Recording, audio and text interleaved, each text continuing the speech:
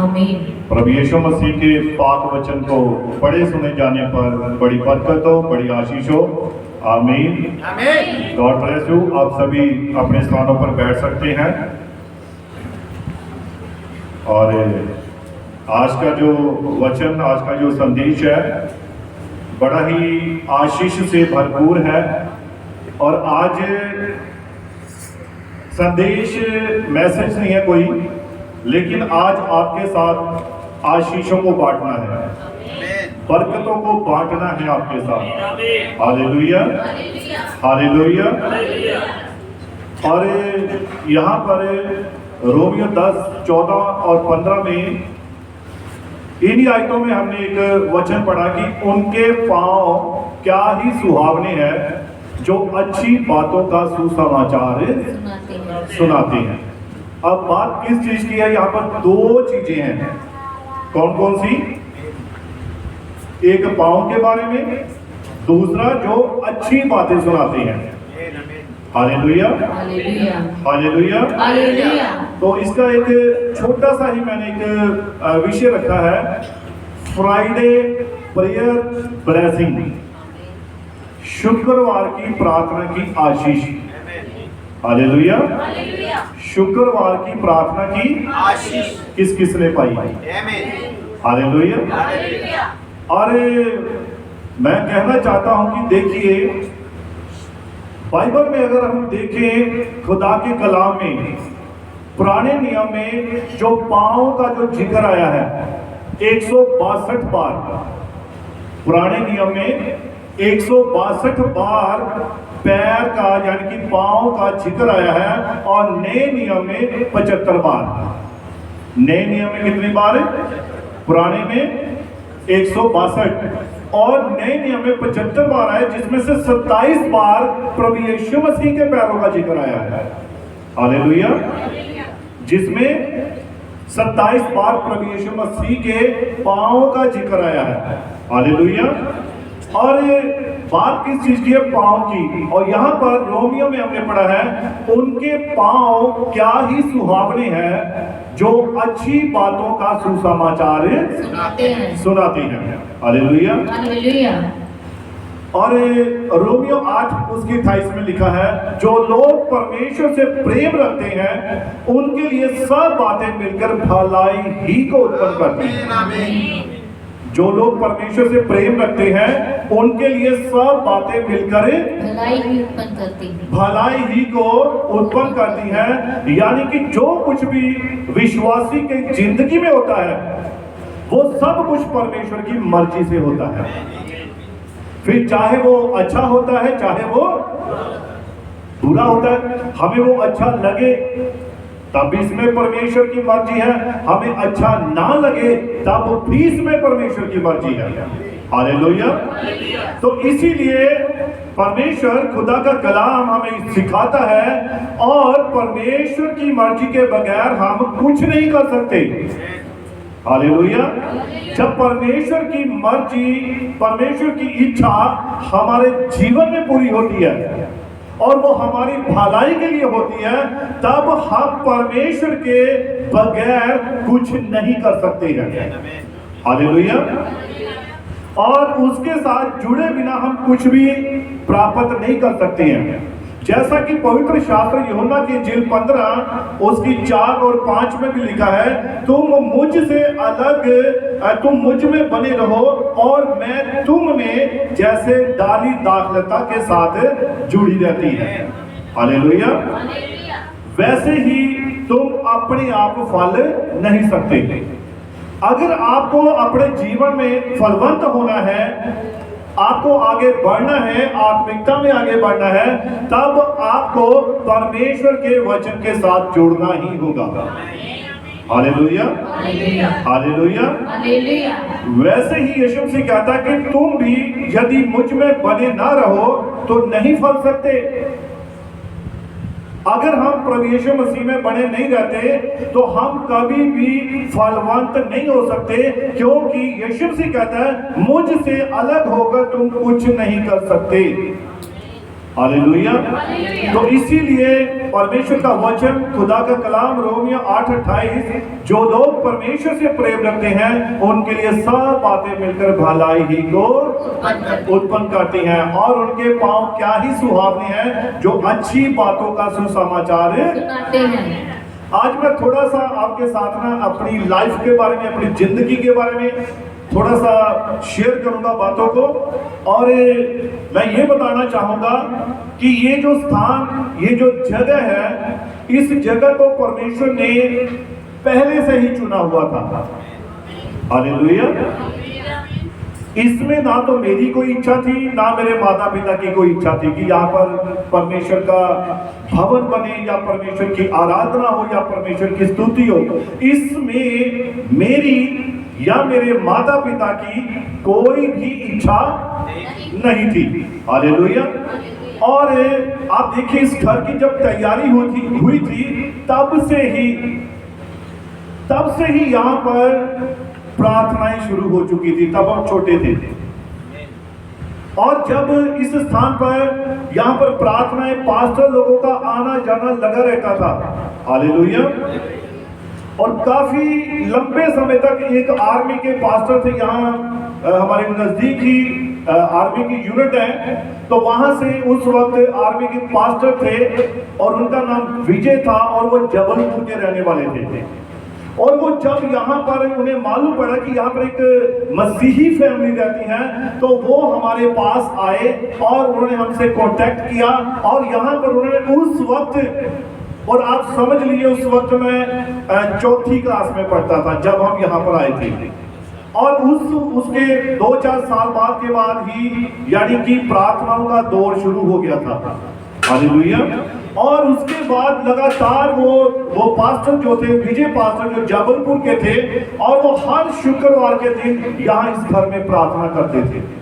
तब हम छोटे थे, और तब कभी भी उन पास्टरों ने, बहुत बड़े बड़े पास्टर भी इस जगह पर आए, इस घर में आए, और यहाँ पर मुझे अच्छी तरह से याद है कि यहाँ दरिया में उस वक्त जो पठानकोट के अभी पास्टर हैं, अभी भी वो हैं, और वो काफी बड़ा उनका चर्च है पठानकोट में, और वो पास्टर केरला के हैं। और जब वो यहाँ पर आए थे, 16 बैप्टिज्म हुए थे उस वक्त, 16 बैप्टिज्म।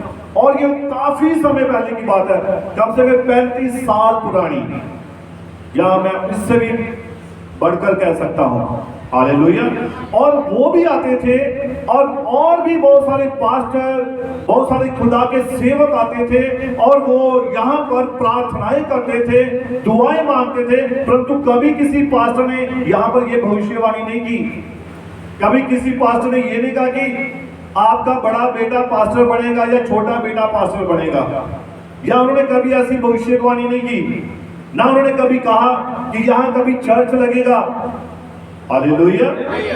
और आज आप देखते हैं कि आज कोई छोटा सा 4 दिन का ही पास्टर बनता है तो वो भविष्यवाणियां करनी शुरू कर देता है। हालेलुया। परमेश्वर का काम कभी भी जल्दबाजी में नहीं होता, इस बात को याद रखना। परमेश्वर कभी भी किसी भी काम को करने में जल्दबाजी नहीं करता है। परमेश्वर का अपना तरीका है, उसका अपना समय है, उसका अपना टाइम है, जिस समय पर उसने अपने काम को पूरा करना होता है। हालेलुया। तो आप देखिए, उसके बाद भी बहुत सारे पास्टर आते रहे, और सबसे खास बात क्या थी मैं आपको बताना चाहता हूं। सबसे खास बात यह थी कि हम परिवार में 5 भाई बहन थे, यानी है, और कभी भी ना तो हमारे माता पिता ने, ना हम 5 भाई बहनों ने कभी भी अपने, जब भी कोई खुदा का सेवक आता था, परमेश्वर के जन आते थे, कभी भी हमने उस सेवा से पीछे नहीं हटे। चाहे वो हफ्ते में आते थे, चाहे 2 दिन के बाद आते थे, चाहे जब भी आते थे, तब से मैं अच्छी तरह से जानता हूं।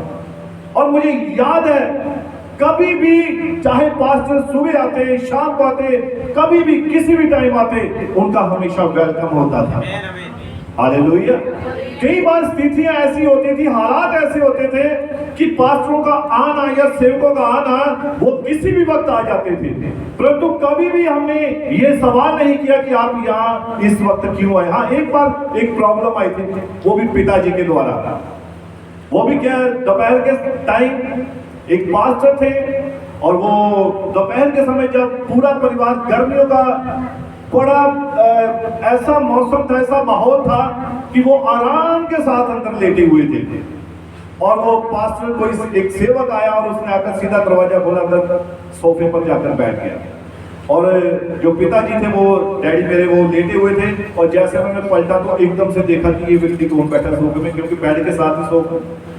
और वो उन्होंने कहा कि आपको बेल बजाकर अंदर आना चाहिए था, यानी कि बेल उस वक्त तो नहीं थी, कम से कम ये वाली बेल तो बजाते, है ना, कि भाई जी, ब्रदर जी, सिस्टर जी आप घर में ही हैं, अगर कोई सो रहा है तो कम से कम उठ जाए, अगर कोई कपड़े चेंज कर रहा है कम से कम ऐसी कंडीशन में वो अंदर ना चला जाए। तो ये उसकी एक समझ है, ये उसकी एक बुद्धि है। हालेलुया।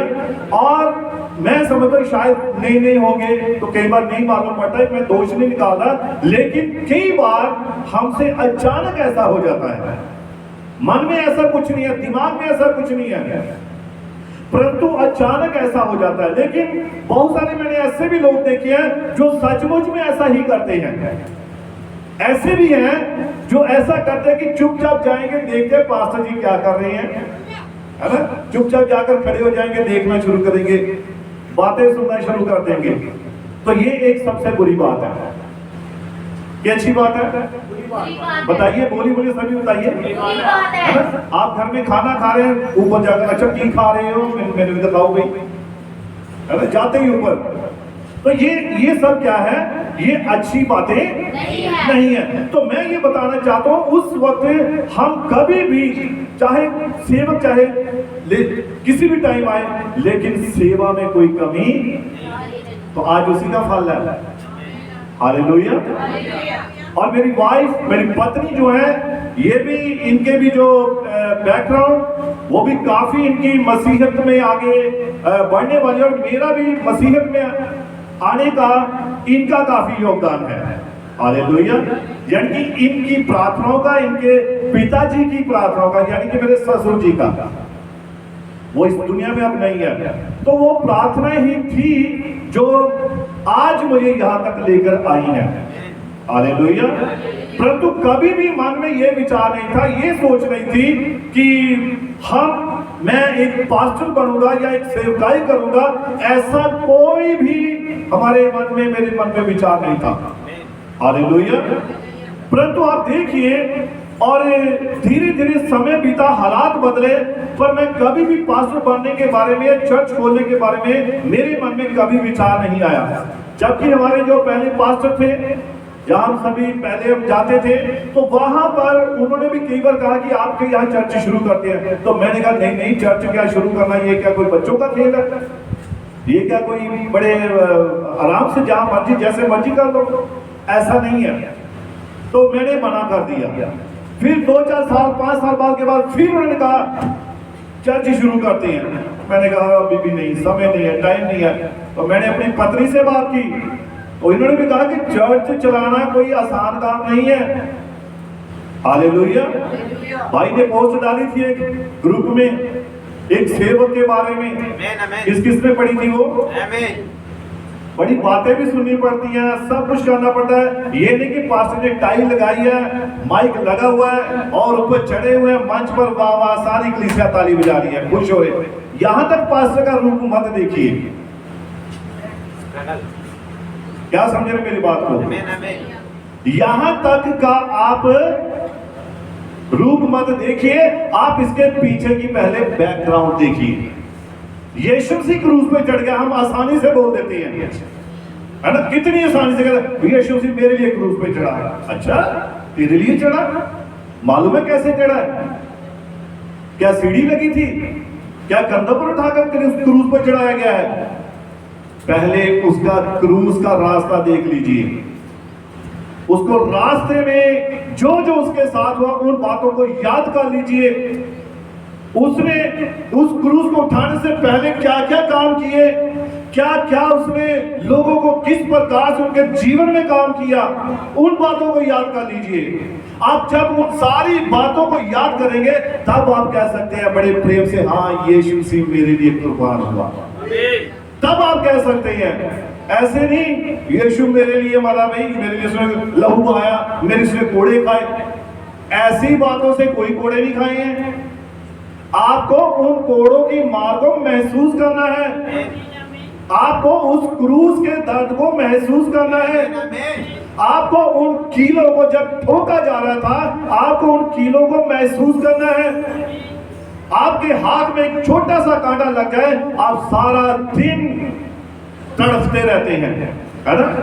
तो यीशु मसीह के जब क्रूस पे जब 6-6 इंच के कील लगे हुए थे, 9-9 इंच के कील लगे हुए थे, तो आप सोचिए क्या तकलीफ हुई होगी, बताइए। तो आप बस ये मत समझ लीजिए कि एक पुलपिट पर आ जाना ये पता नहीं कितना बढ़िया है। लोग पास्टर जी कहते हैं, अपने घर में बुलाते हैं, चाय पिलाते हैं, खाना खिलाते हैं, ये करते हैं, गिफ्ट देते हैं, वो है। आप उन चीजों को मत देखिए, हालेलुया, उसके पीछे के स्ट्रगल को, उसके पीछे की मेहनत को, हालेलुया। जब एक सेवक आपके लिए दुआ करता है, जब कोई व्यक्ति दुष्ट आत्मा से पीड़ित होता है या किसी बीमारी से, तो नबी ने कहा है, बाइबल खुदा का कलाम कहता है हर एक बीमारी क्या है, एक दुष्ट आत्मा है। तो वो किसके साथ युद्ध कर रहा है, दुष्ट आत्मा के साथ युद्ध कर रहा है। यीशु मसीह ने जब उस 12 साल की रोगी स्त्री ने यीशु मसीह को टच किया तो यीशु मसीह ने क्या महसूस किया, मुझ में से सामर्थ्य निकली है। क्या निकली है, यानी कि ताकत निकली है यीशु मसीह के अंदर से। तो इसका मतलब अगर यीशु मसीह के अंदर से सामर्थ्य निकली तो वो कमजोर हुआ, वो क्या हुआ, उसके अंदर कमजोरी आई, उसने महसूस किया अरे मैं तो पहले ताकतवर महसूस कर रहा था, अब मुझे थोड़ी सी कमजोरी महसूस हुई है। हमारे युग का नबी भाई विलियम मैरियन ब्रानम जब ये दुआ करता था रोगियों के ऊपर, बीमारों के ऊपर, दुष्ट आत्माओं से झगड़ों के ऊपर, तो बहुत बार नबी को तो उठाकर कमरे में लेकर जाना पड़ता था। क्यों, कमजोरी आ जाती थी, वीकनेस आ जाती थी, हालेलुया। तो आप सोचिए कि एक पास्टर वो जब रात दिन आपके लिए दुआ कर रहा है, आपके लिए प्रार्थना कर रहा है, वो उन दुष्ट आत्माओं से लड़ रहा है और आपको मालूम नहीं है, हालेलुया। कितने समझे मेरी बात को। और जब आपको मालूम नहीं होता कि मैं अचानक चंगा हो गया, 4 दिन से सिर दर्द हो रही थी, पता नहीं कैसे ठीक हो गई, अपने आप ही ठीक हो गई, अपने आप नहीं होती है ठीक, उसके पीछे किसी की मेहनत है, उसके पीछे किसी की दुआ है, उसके पीछे आपके सेवक की प्रार्थनाएं हैं, हालेलुया। तब जाकर अचानक ही हम ठीक हो जाते हैं, है ना। मेरे तो इतने पता नहीं 6 महीने से दर्द थे, दर्द पता नहीं अपने आप ही ठीक हो, मैं दवाई भी नहीं खाती। अच्छा, बिना दवाई खाए कैसे ठीक होंगे, है ना, या बिना आप कैसे ठीक हो सकती हैं। तो इसके पीछे परमेश्वर की सामर्थ्य काम करती है, हालेलुया, हालेलुया। तो मैं आपको बताना चाहता हूँ, धीरे धीरे जब समय बीता, हालात बदले, पर मैं कभी भी इस बारे में नहीं सोचा था कि मैं यहाँ पर परमेश्वर की एक सेवा करूंगा, परंतु परमेश्वर की मर्जी है, परमेश्वर की इच्छा है कि मैं तुझे अपने लिए अलग रखूं, हालेलुया। और ये किसी के भी जीवन में हो सकता है, ऐसा किसी के भी जीवन में हो सकता है। आप देखिए यिर्मयाह 1:4, इसको पढ़ते हैं, यिर्मयाह 1:4 जल्दी से पढ़ेंगे। परंतु परमेश्वर कहता है कि मेरी मर्जी है, मेरी इच्छा है कि मैं तुझे अपने लिए अलग करके रखूं। यिर्मयाह 1 अध्याय और उसकी 4 आयत। तब यहोवा का ये वचन मेरे पास पहुंचा, गर्भ में रखने से मैंने तुझ पर चित्त लगाया। गर्भ में रचने से पहले ही मैंने तुझ पर क्या लगाया? चित्त लगाया। गर्भ में रचने से पहले, अभी माँ के गर्भ के, माँ के पेट के अंदर भी नहीं आया था, तो खुदा ने पहले ही मन लगा लिया, है ना? समझे बात को? और देखो खुदा का कलाम, परमेश्वर का वचन यिर्मयाह नबी के बारे में ये बात कह रहा है कि माँ के गर्भ में आने से पहले ही मैंने तुझ पर क्या लगा लिया? चित्त लगा लिया, मन लगा लिया। पढ़िए। और उत्पन्न होने से पहले ही, और उत्पन्न होने से पहले ही मैंने तुझे अभिषेक किया। मैंने तेरा अभिषेक किया। मैंने तुझे जातियों का भविष्यवक्ता ठहराया। और मैंने तुझे जातियों का भविष्यद्वक्ता बनाया। तब मैंने कहा, हाँ, हाय प्रभु यहोवा, हाँ। देख मैं तो बोलना ही नहीं जानता। तब यिर्मयाह ने क्या कहा जब वो नौजवान लड़का ही था?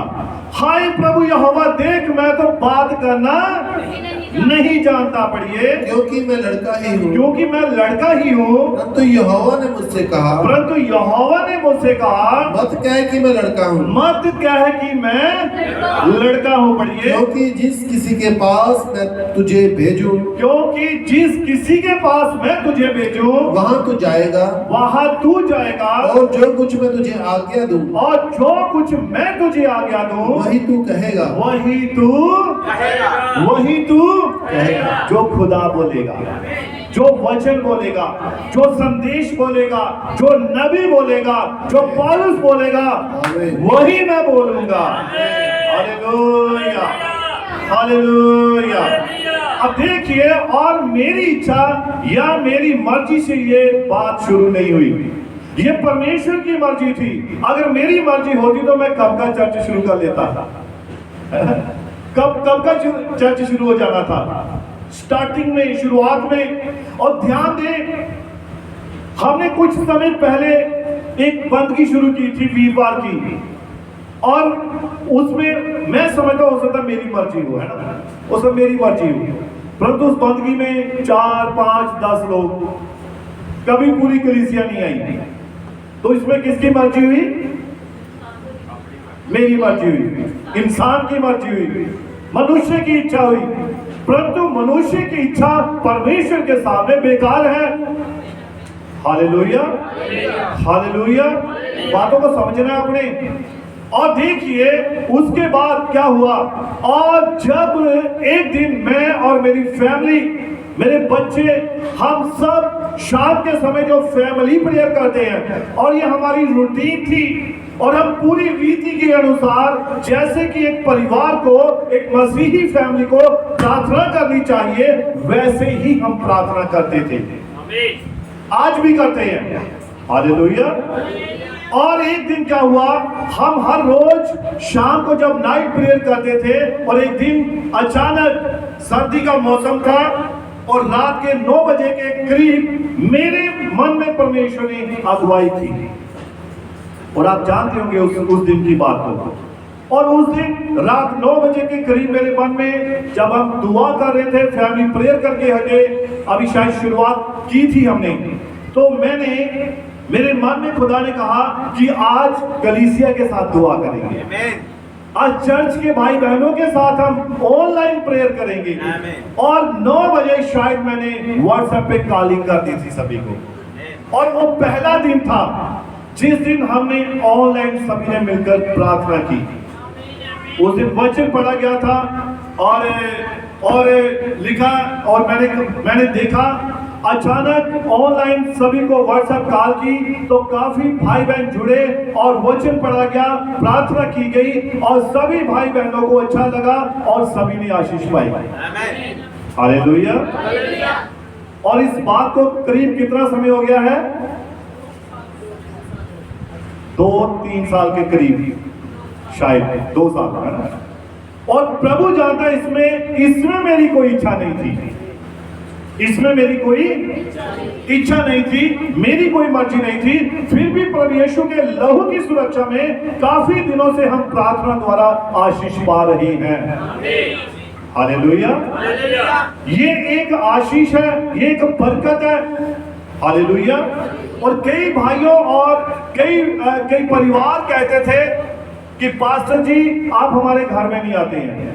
उस वक्त पहले के समय की बात है ना, बहुत सारे भाई बहुत सारे परिवार कहते थे पास्टर जी आप उनके घर में ज्यादा जाते हैं, आप वहां पर ज्यादा ठहरते हैं, आप हमारे घर नहीं आते हैं, तो आप ऐसा क्यों करते हैं। और बहुत सारी बातें ऐसी ऐसी हुई थी। और आप हमारे घर नहीं आते हैं, कई बार किसी के घर में ज्यादा या थोड़ा समय लग जाता था। हालेलुया। और एक तरह से ये क्या थी, ये शिकायतें ही थी। क्या थी ये? शिकायतें थी। अरे उसके घर में पास्टर जी जाते रहते हैं, हमारे घर तो आते नहीं है। या तो पास्टर जी हमें छोटा समझते हैं, या पास्टर जी उन्हें बड़ा समझते हैं, या उनका पास्टर जी के साथ ज्यादा मेल मिलाप है, हमारे साथ मेल मिलाप कम है। तो इस प्रकार से विचार आते थे। और ये विचार मैं जानता हूं, मैं विश्वास करता हूं, ये उनके अपने विचार नहीं थे। ये एक ही एरिया से विचार देने वाला है ना। वो नहीं चाहता कि कभी भी एकजुट होकर कोई रहे। हालेलुया। तो आप देखिए, परंतु जो आशीष लेना जानते हैं, जो बरकत लेना जानते हैं, जो उसे प्राप्त करना जानते हैं, उनको मालूम है कि कैसे आशीष और कैसे बरकत प्राप्त की जाती है। हालेलुया। अब्राहम ने, जब हम देखते हैं कि उसके पास 3 पुरुष आए, जिनमें से एक एल एला एलोहीम यहोवा परमेश्वर था, जो थियोफनी बॉडी में अब्राहम के पास आए और दूतों के साथ। तो अब्राहम ने क्या किया? अब्राहम 5 वृक्षों की छाया में बैठा हुआ था और उसने आकर कहा कि हे मेरे प्रभु। हालेलुया। 2 दूत थे साथ में, एक यहोवा परमेश्वर था। कितने? तो अब्राहम ने क्या कहा? हे मेरे प्रभु। हे मेरे प्रभु। अब उसे मालूम था कि खुदा कौन है, दूत कौन है, उन्हें फर्क मालूम था। कितने समझे मेरी बात को? मैं इसीलिए आपको बताता हूं, समझाता हूं कि आप हर बात को पकड़ लें, आपको फर्क नजर आए। हालेलुया।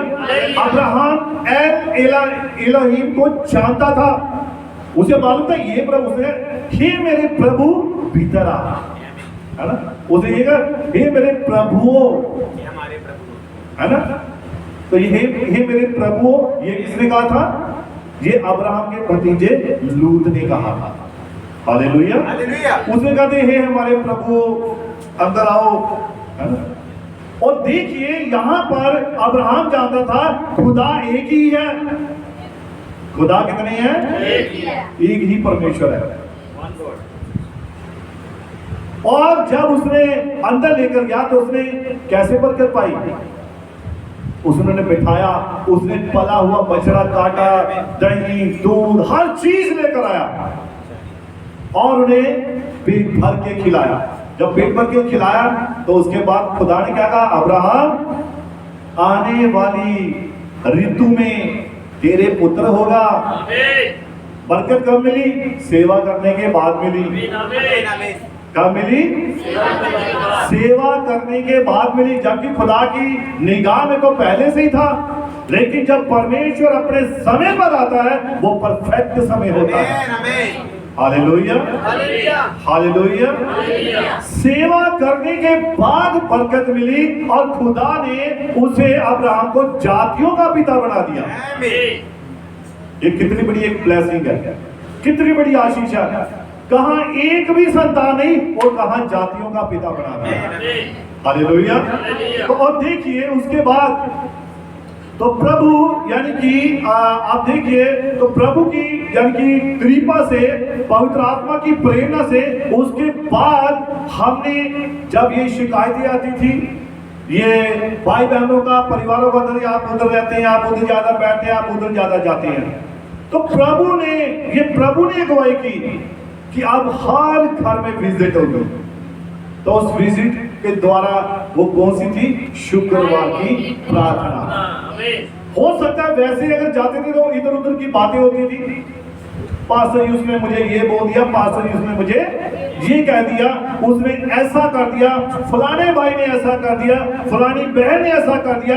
तो पास्टर जी इन बातों को सुन तो लेते थे, चलो भाई सुन लो भाई, खाली कर दो इनको, है ना। खाली होंगे तो कुछ भरेंगे। परंतु वो स्थिति क्या थी? उसके बाद प्रभु ने अगुवाई की, पवित्र आत्मा ने प्रेरणा दी कि हम यहाँ पर पर्ची के द्वारा हर एक फैमिली की पर्ची डालेंगे और शुक्रवार की प्रार्थना के घर में होगी। और आज तक प्रभु की कृपा से अब इसे चलते हुए कितना समय हो गया है शुक्रवार की प्रार्थना को? मेरे ख्याल से ये 2024 से शुरू हुआ, 24, 25, 26 ये तीसरा साल है ना। यानी कि आप सभी इस प्रार्थना के द्वारा आशीष पा रहे हैं, बरकत पा रहे हैं। और मैं विश्वास करता कोई जन नहीं होगा जिसने कभी बरकत ना पाई हो सकता है कि आप अपनी बरकत को देखते हो कि शायद हमारी बरकत, हमारा एक नया घर जब तक नहीं मिलता वो बरकत नहीं है ना। आपके मन में ऐसा विचार हो सकता है, आपने प्रार्थना की, हो सकता है आपकी वो 24 साल में की गई प्रार्थना 26 में फलवंत हो रही है, 25 में की गई प्रार्थना 26 में अब जाकर फलवंत हो रही है। हो सकता है 26 की प्रार्थना आगे जाकर फलवंत हो। तो इसलिए आपको इस प्रार्थना को मैं आपको ये बताना चाहता हूं कि शुक्रवार की जो प्रार्थना है ये आपके लिए आशीष, बरकत और आपके अनुग्रह को लेकर आ रही है। Hallelujah, hallelujah. क्या लेकर आ रही है? बरकत ही लेकर आ रही है, आशीष ही लेकर आ रही है। आज अगर आप प्रार्थना को बोएंगे, बीजेंगे, और बहुत सारी क्या होती है प्रार्थनाएं हमारी ढीली होती हैं, सुस्त होती हैं, जो फलवंत नहीं हो पाती हैं। जैसे कि बीज की उदाहरण देखिए, अगर अच्छा बीज नहीं होगा तो वो कभी भी फलवंत नहीं होगा। अगर मरा हुआ बीज है, अगर कमजोर बीज है, वो कभी भी फलवंत नहीं होगा। लेकिन अच्छा बीज क्या होगा? फलवंत हो जाएगा। बाइबल में हम देखते हैं मत्ती के इंजील में जब यीशु मसीह बीजों के दृष्टांत के बारे में बात कर रहा है, तो उसके जो नौकर थे, जो जिस स्वामी के, उन्होंने अपने स्वामी से पूछा कि स्वामी क्या तूने अच्छा बीज नहीं बोया था? है ना। इसका मतलब अच्छा बीज आपके पास होना चाहिए, आपकी प्रार्थना विश्वास से भरी हुई होनी चाहिए। हालेलुया। और जब आप विश्वास की प्रार्थना आप बोते हैं, वो प्रार्थना फिर फलवंत भी होती है। हालेलुया। तो इस शुक्रवार की प्रार्थना ने आपके जीवन में काम किया, बरकतें आई, आशीषें आई। और देखिए, उसी को देखें जब उदाहरण के तौर पर जब बच्चे माता पिता, है ना, बच्चे माता पिता से कहते हैं हमें फलानी चीज लेनी है, बोल देते हैं। ध्यान से सुनो इस बात को। बच्चे अपने माँ से या पिता से कहते हैं हमने ये फलानी चीज लेनी है, मान लीजिए मोटरसाइकिल लेना है। अब ऐसा तो नहीं कि उसने मोटरसाइकिल जेब में डाला और निकाल कर बेटे को दे दिया, ले बेटा, ऐसे होता है। अब बाप को, माता पिता को मालूम है इस चीज को खरीदने में समय लगेगा, इस चीज को बनाने में टाइम लगेगा, और माता पिता कहते कोई बात नहीं, तुम्हें ये चीज मिल जाएगी। लेकिन अभी मिली नहीं है, मिल जाएगी। अब माता पिता उसके लिए क्या करने लगे हैं? मेहनत करने लगे हैं। अब जब मेहनत कर रहे हैं, उसे तैयार कर रहे हैं, उसके लिए मेहनत कर रहे हैं, इकट्ठा कर रहे हैं पैसा, और एक दिन समय आता है वो बच्चे को कहते हैं ले बेटा तेरे लिए मोटरसाइकिल आ गई है। हालेलुया। बच्चा कहता है माँ मुझे भूख लगी है, मुझे रोटी दो। तो माँ क्या उसी टाइम रोटी पकड़ाती है, उसके हाथ में होती है। वो क्या करती है? पहले आटा लेती है, उसे छानती है और उसे गूंदती है और फिर रोटियां बनाती है, और तब जाकर वो उसे रोटी देती है, तब बच्चा रोटी खाता है। यानी कि टाइम लगा, समय लगा हर बात को। हालेलुया। तो आप देखिए, जब आप खुदा के आगे दुआ करते हैं तो परमेश्वर भी उसी वक्त नहीं देता है। वो भी क्या कहता है, जब आप अपनी डिमांड रख देते हैं, अपनी प्रार्थना रख देते हैं, तो खुदा उसे बनाने में जुट जाता है, उसे तैयार करने में जुट जाता है। और जब तैयार हो जाता है, समय सिरा कर कहता है ले मेरे बेटे, ले मेरी बेटी, जो तूने मांगा था ये तेरे सामने है। हालेलुया। परंतु हम क्या करते हैं? हम एड़ियां रगड़ना शुरू करते हैं, अभी चाहिए, अभी चाहिए, अभी चाहिए। तो उससे क्या होगा? जब एक तो टाइम की बर्बादी, दूसरा आपको चीज मिल भी जाएगी। मान लीजिए आपको चीज मिल गई, आपको वो मोटरसाइकिल मिल गया, आपको वो गाड़ी मिल गई, परंतु हुआ क्या? उसमें कोई आपको आनंद नहीं आएगा। जैसे ही बाहर लेकर गया और जोश के साथ तेज चलाया, एक्सीडेंट। ऐसी चीजें ऐसी होती हैं जो जबरदस्ती हम ले लेते हैं, जो परमेश्वर की जिनमें इच्छा नहीं होती, परमेश्वर की मर्जी नहीं होती, उन चीजों में आशीष भी नहीं होती है। हालेलुया। लेकिन परमेश्वर की ओर से मिली हुई हर एक चीज में परमेश्वर का अनुग्रह, उसकी कृपा होती है। अभी शुक्रवार की प्रार्थना थी, भाई सोनू गवाही बता रहे थे, बोलते पास्टर जी हमने जब शुरू में मैंने जो प्रार्थनाएं की, कहता उन प्रार्थनाओं का असर मुझे अब दिखाई दे रहा है। कि भाई ऐसा ही है। अब भाई कह रहे हैं उन प्रार्थनाओं का असर जो साल पहले की, 2 साल पहले की, उनका जो असर है, उनका जो फल है, वो अब मुझे दिखाई दे रहा है। हालेलुया। हम सोचे कि शायद मैं कहूं कि प्रभु इसे बहुत बढ़िया चीज बना देंगे, इस गमले को बहुत बढ़िया चीज बना देंगे। अब ऐसा नहीं कि प्रभु ने यहां इसी में कुछ कर देना है, हो सकता है ये हट जाए, उसकी जगह पर दूसरा आ जाए। समझे मेरी बात को? तो इसीलिए मेरे प्रिय भाई बहनों, आप उस शुक्रवार की ब्लेसिंग को मत भूलिए। ये शुक्रवार की प्रार्थना आपके जीवन में आपको फलवंत करने के लिए आती है। शुरुआत में आपको लग सकता है कि शायद पता नहीं, हम दुआ भी करी जा रहे हैं, पास्टर जी आते हैं, भाई लोग आते हैं साथ में, हम दुआ करते हैं, खाना खिलाते हैं, जैमसी करते हैं, चले जाते हैं, ये काम बस खत्म। कई बार हम इस बात को बोरिंग करना शुरू कर देते हैं, हम इस बात को एक साधारण तौर पर लेना शुरू कर देते हैं।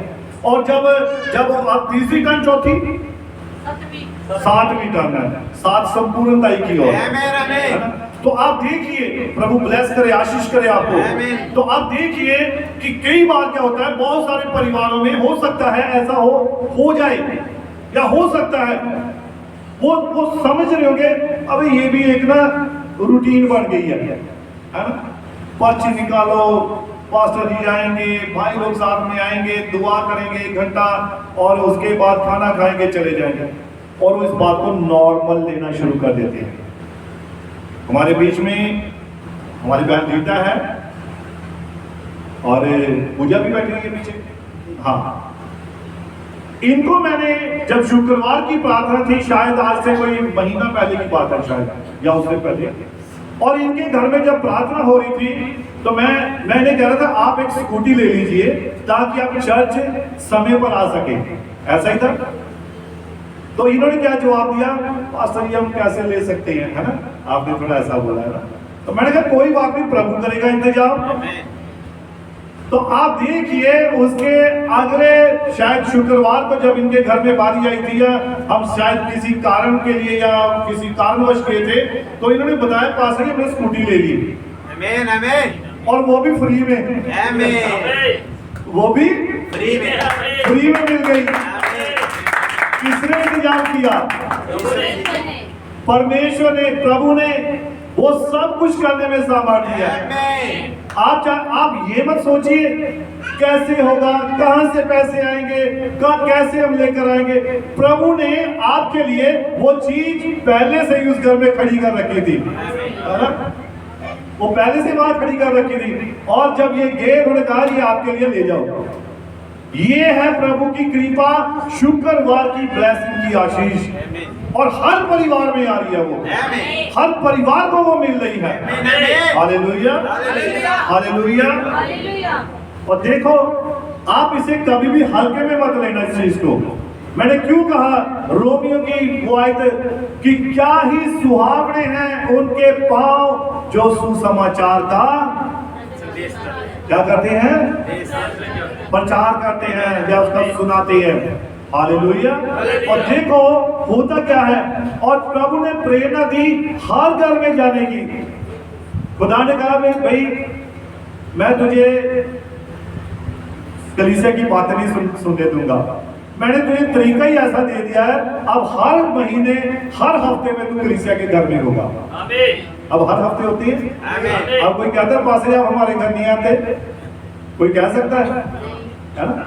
अब अब कलीसिया में हर हफ्ते हर किसी के साथ मुलाकात होती है। हालेलुया। और सबसे बढ़िया बात यह है कि अब प्रार्थना होती है। अब प्रभु को धन्यवाद दिया जाता है। हालेलुया।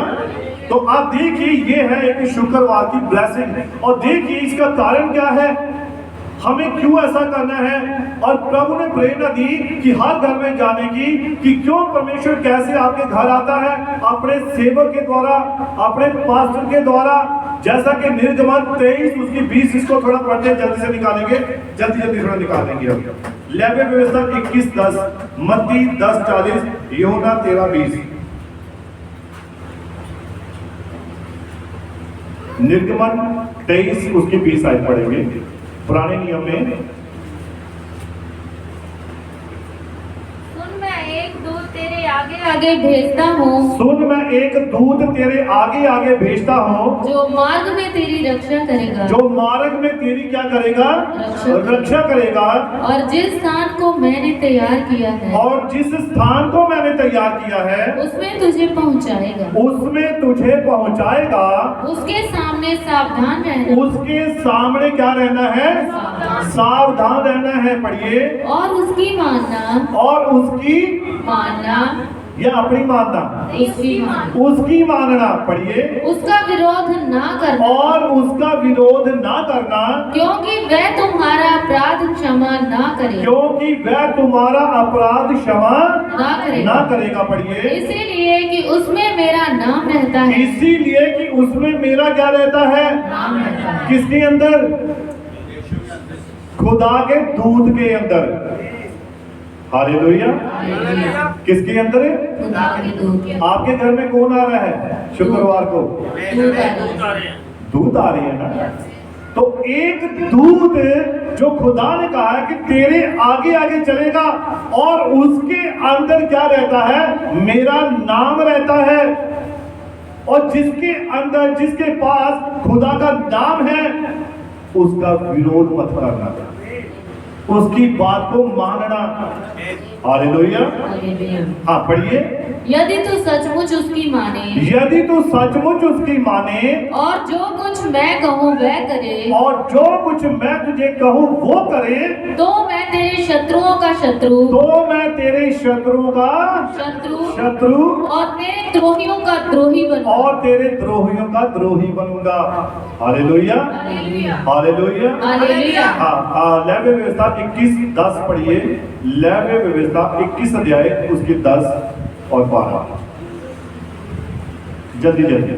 जो अपने भाइयों में महायाजक हो, जो अपने भाइयों में महायाजक हो, जिसके सिर पर अभिषेक का तेल डाला गया हो, जिसके सिर पर अभिषेक का तेल डाला गया हो, और जिसका पवित्र वस्त्रों को पहनने के लिए संस्कार, और जिसका पवित्र वस्त्रों को पहनने के लिए क्या किया हो, संस्कार किया हो, वह अपने सिर के बाल बिखरने ना दे, वो अपने सिर के बाल बिखरने ना दे, और ना अपने वस्त्र फाड़े, और ना ही अपने वस्त्र फाड़े, और ना वह किसी लोथ के पास जाए, आप पढ़िए। और ना अपने पिता या माता के कारण अपने को अशुद्ध करे, आप पढ़िए। और वह पवित्र स्थान से बाहर ना निकले, और वह पवित्र स्थान से बाहर ना निकले। पढ़िए। और ना अपने परमेश्वर के पवित्र स्थान को अपवित्र ठहराए, हाँ, क्योंकि वह अपने परमेश्वर के अभिषेक का तेल रूपी मुकुट धारण किए हुए है।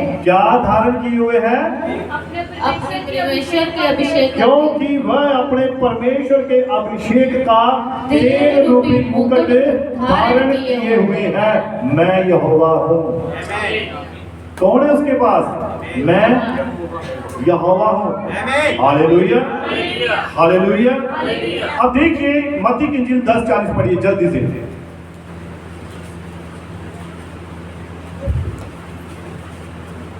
मत्ती की इंजील 10:40, यूहन्ना 13:20। जो तुम्हें ग्रहण करता है वह मुझे ग्रहण करता है, वह मुझे ग्रहण करता है, और जो मुझे ग्रहण करता है और जो मुझे ग्रहण करता है वह मेरे भेजने वाले को ग्रहण वह करता है। मेरे भेजने वाले को ग्रहण करता है। Hallelujah hallelujah hallelujah. हालेलुया। कितने समझे मेरी बात को? आमीन। हाँ, एक बार फिर से पढ़िए से। जो तुम्हें ग्रहण करता है जो तुम्हें ग्रहण करता है वह मुझे ग्रहण करता है, वह मुझे ग्रहण करता है, और जो मुझे ग्रहण करता और जो है मुझे ग्रहण करता वह है। मेरे भेजने वाले को ग्रहण करता है। ये बात कौन कह रहा है? यीशु मसीह कह रहा है। किसके बारे में कह रहा है? अपने चेलों के बारे में कह रहा है, जो उसने चुनाव किए, इलेक्ट किए, जिन्हें चुना। जो तुम्हें ग्रहण करता है वो मुझे ग्रहण करता है, और जो मुझे ग्रहण करता है वो मेरे भेजने वाले को ग्रहण करता है। हालेलुया। आज यूहन्ना 13:20 पढ़ेंगे। मैं तुमसे सच सच कहता हूँ मैं तुमसे सच सच कहता हूँ कि जो मेरे भेजे हुए को ग्रहण करता जो है मेरे भेजे हुए को ग्रहण करता है वह मुझे ग्रहण करता वह मुझे है, ग्रहण करता है, और जो मुझे ग्रहण करता है जो मुझे ग्रहण करता है, वह मेरे भेजने वाले को ग्रहण करता और वह मेरे भेजने वाले को क्या करता है? ग्रहण करता है। ग्रहण करता है। पढ़िए अब इसको एक और आयत पढ़ेंगे, मत्ती 10:12 इसी में होगी, मत्ती की चीज में 10:12, 10 अध्याय उसकी 12। उसने यह सुनकर उनसे कहा, वैद भले चंगे को नहीं परंतु बीमारों के को अवश्य है। हाँ जी। सो तुम जाकर इसका अर्थ सीख लो हाँ। कि मैं बलिदान ये दूसरी है। घर में प्रवेश करते हुए उसको आशीष देना। हाँ, घर में प्रवेश करते हुए, ये यीशु मसीह किसे कह रहा है? अपने चेलों को। जो चेले, जो प्रेरित उसने चुने हैं, घर में प्रवेश करते हुए क्या ही सुहावने हमके पास जो सुसमाचार का प्रचार करते हैं। घर में प्रवेश करते हुए क्या करना है? उसको आशीष देना। उसको आशीष देना है। पढ़िए। यदि उस घर के लोग योग्य होंगे। अब ध्यान से सुनना प्लीज, इस तरफ ध्यान दीजिए सभी। घर में प्रवेश करते हुए आप बहुत बार पता क्या होता है, जैसे ही पास्टर घर में आते ना, मेरे ख्याल से कई परिवार, अब तो नहीं है, पहले मैंने बहुत सारी फैमिली देखी है, खुदा के सिवा है, कौन है? पास्टर है, बाहर ही बैठा लो, है ना? क्या वो बाहर बैठा लो, अंदर ही रोटी खा रहे हैं, बाहर बैठाओ। पास्टर है, वो चंदा देना पैना, दे 50 रुपये दे, दुआ करो, छेती जाओ, साढ़े घर परौने आने वाले। ऐसे ऐसे विचार थे लोगों के, और मैंने देखे ऐसे, बहुत सारे ऐसे लोग देखे हैं। लेकिन यहां पर क्या खुदा का कलाम क्या कह रहा है? जिस घर में जाओ उस घर को क्या दो? आशीष दो। आशीष दो। तो आगे वचन में क्या लिखा? पढ़िए। यदि उस घर के लोग योग्य यदि होंगे उस घर में लोग योग्य होंगे तो तुम्हारा कल्याण उन पर तो पहुंचे। तुम्हारा कल्याण, तुम्हारा आशीर्वाद, तुम्हारी आशीष उस घर पर पहुंचेगी। पढ़िए। परंतु यदि वे योग्य ना हो परंतु यदि वह योग्य ना हो तो तुम्हारा कल्याण तुम्हारे पास लौट आए। तो तुम्हारा कल्याण, तुम्हारी आशीष जो तुम उन्हें देने के लिए गए थे, वो तुम्हारे साथ ही वापस आ जाएगी। अब एक सेवक खुदा का जब जाता है तो वो, आज मैं इस घर के लिए ये प्रार्थना करूंगा, वो पहले से खुदा से मांग कर जाता है, और वो जब जाता है, जब उसे ग्रहण किया जाता है, फिर वो चीज उस घर में देता है, और जब वो चीज देता है तो खुदा उस घर में अगर वो लायक होगा तो वहां ठहरेगी। अब बहुत बार कुछ लोग सवाल कर देते हैं, ला 80 योग्य से, है ना? तभी तो वचन में लिखा 80 योग्य से तासा में बरकत मिली। अच्छा, तो भाई फिर बाकी आप आत्मिकता वाली बरकत क्यों नहीं मिलती? अगर आप योग्य हैं तो आप पवित्र आत्मा से क्यों नहीं पढ़ रहे? आप पवित्र आत्मा की अगुवाई में क्यों नहीं चल रहे? आप पवित्र आत्मा के फलों को क्यों नहीं प्रकट कर रहे? है ना? आप इन आशीषों के योग्य हैं, परंतु आत्मा की आशीषों को लेने के योग्य नहीं है। तो फिर इसका मतलब गड़बड़ है। तो आशीष किसके द्वारा आ रही है? प्रभु के दास के, परमेश्वर के सेवक के द्वारा आ रही है। यीशु मसीह ने कहा, जो तुम्हें ग्रहण करता है वो मुझे ग्रहण करता है, और जो मुझे ग्रहण करता है वो मेरे भेजने वाले को ग्रहण करता है। अब यीशु, अब दासों को कौन भेजता है? यीशु मसीह। हालेलुया। तो यीशु मसीह को जगत में किसने भेजा? पिता ने भेजा। तो जो, यानी कि आप उस सेवक को ग्रहण करना, यहोवा खुदा को ग्रहण करना, यीशु मसीह को ग्रहण करना है। हालेलुया। उसे नकारना आपने खुदा को नकार दिया, परमेश्वर को नकार दिया। हालेलुया। हालेलुया। तो आप देखिए यहाँ पर खुदा का कलाम कहता है कि उसने उनको उस घर में प्रवेश करते हुए ब्लेसिंग दो, आशीष दो। हालेलुया। हालेलुया। तो आशीष कब आएगी? जब खुदा के दास आएंगे, जब खुदा के सेवक आएंगे। तो जब वो आएंगे नहीं तो फिर आशीष कैसे? हम कैसे हम अपने जोर पर ले सकते हैं? शैतान भी देता है बरकतें। नबी ने कहा है सारी आशीषें, सारी बरकतें परमेश्वर भी नहीं देता है। हालेलुया। कि उसकी ओर से नहीं होती हैं। अब बाइबल में लिखा है दुष्ट बढ़ते हैं, फूलते हैं, उनके बच्चे भी बढ़ जाते हैं, वो झुंड के झुंड बनाकर बढ़ जाते हैं। इन्हें कौन बढ़ा रहा है भाई? दुष्टों को कौन बढ़ा रहा है? परमेश्वर बढ़ा रहा है? नहीं, इन्हें शैतान दे रहा है ताकि वो उसके कामों में लगे रहे, शैतान के कामों में लगे रहे। लेकिन जो आशीष, जो बरकत परमेश्वर की ओर से आती है, उसमें ना तो कोई दुख, ना कोई तकलीफ, ना कोई परेशानी होगी। हालेलुया। वो आपके लिए फलवंत ही होगी। हालेलुया। और देखिए आगे खुदा के कलाम में, जैसे कि मैंने पहले भी बताया कि भाई सोलोडिसी के घर में इन्होंने जब ये प्रार्थना का असर, कह रहे पास्टर जी हमें आपको दिखाई दे रहा है, हमने हो सकता है 24 में इन प्रार्थना को बोया, शुक्रवार की प्रार्थना को, तो हमें हमारे जीवन में, हमारे परिवार में प्रभु अब काम कर रहा है। वो असल में प्रभु तो तब से ही काम करना शुरू हो गया, लेकिन प्रकट अब कर रहा है। हालेलुया। और दुनिया में, मैं कहता हूं दुनिया में सबसे बढ़िया परिवार कौन सा है? कौन सा परिवार सबसे बढ़िया दुनिया में? बताइए आप। मैं आपके आज विचार सुनता हूं। आप बताइए, कोई बात नहीं। जो फैमिली परमेश्वर का भय मानती है। और सबसे बढ़िया परिवार जिस पति पत्नी में झगड़ा नहीं होता है, जिस घर में शांति है, जिस घर में परमेश्वर का भय है, जो दोनों आपस में मिलकर डेली फैमिली प्रेयर, यानी कि परिवार में फैमिली प्रेयर होती है। नबी कहता है दुनिया में सबसे बड़ी फैमिली वही है, अच्छी बढ़िया, जिस घर में शांति है, जिस घर में प्रेम है, जिस घर में एकता है। हालेलुया। इसी प्रकार से दुनिया में सबसे बढ़िया चर्च कौन सा है? जहां पास्टर कलीसिया में प्रेम है, जहां कलीसिया अपने सेवा का आदर करती है, वो सबसे बढ़िया कलीसिया होगी। क्यों? क्योंकि खुदा का कलाम कहता है कि तू उसका विरोध ना करना। हालेलुया।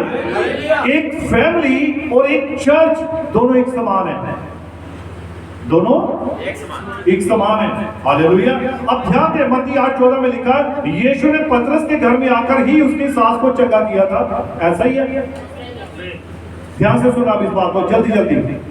यीशु मसीह ने पतरस के घर में आकर चंगा किया ना, तो यीशु मसीह पतरस की सास को बाहर भी चंगा कर सकता था। वहीं से कहता है ठीक है पतरस, अगर तेरी सास बीमार है तो मैं कहता हूं वो चंगी हो गई, वो घर में चंगी हो सकती थी।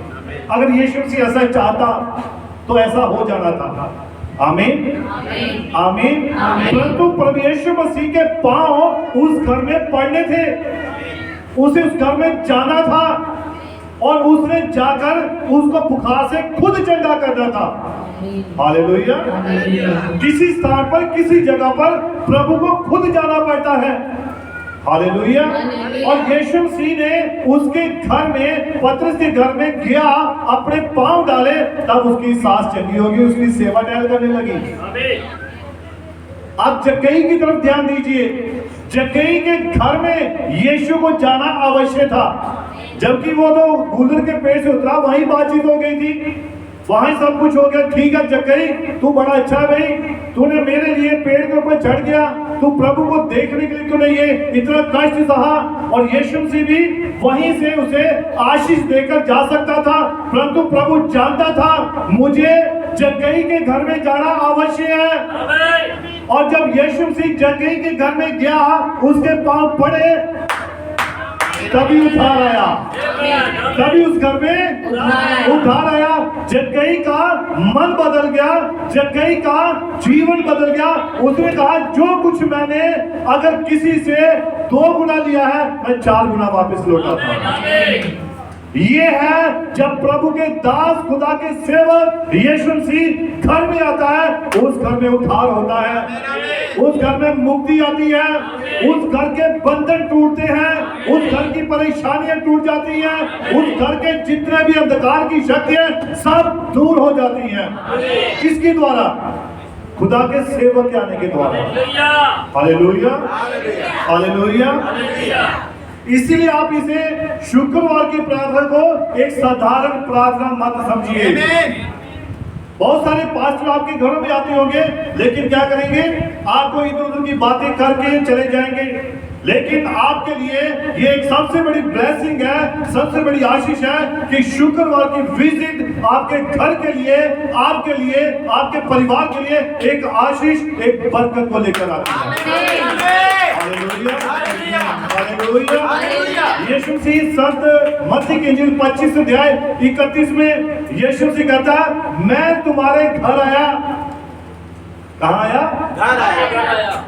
और तुमने मुझे खाना खिलाया। ऐसा निकालिए, पढ़िए से थोड़ा जल्दी से निकालिए।